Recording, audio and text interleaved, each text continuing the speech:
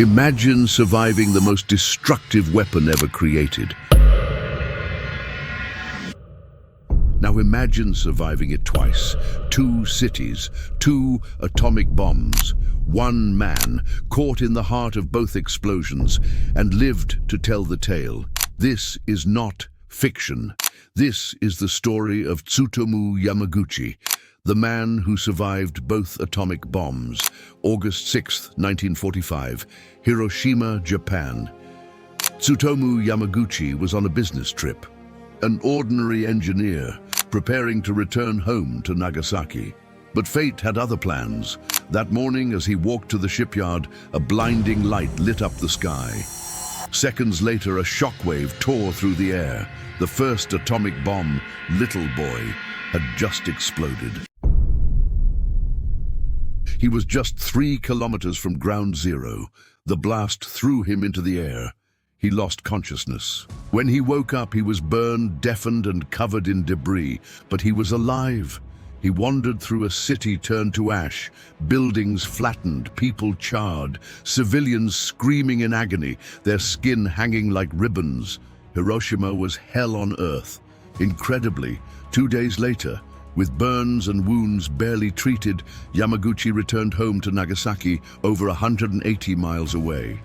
He reported for work on August 9th, determined to explain to his superiors what had happened in Hiroshima. And while standing in his office, the second bomb fell. Another blinding flash, another shockwave. This time, Fat Man, a bomb even more powerful. The office collapsed. Yamaguchi was thrown to the ground again, injured again, but somehow survived again. Over 200,000 people died from the 2 bombings. Burns, radiation, cancer, long-term sickness, entire generations erased, cities gone in seconds. But Yamaguchi lived, not just for days, but for decades. He spent the rest of his life advocating for peace, not in anger, but in hope. He told the world what nuclear war really looks like, because he had seen it twice. For years, no one believed his story. Survive 1 bomb, maybe. But 2? Never. It's impossible.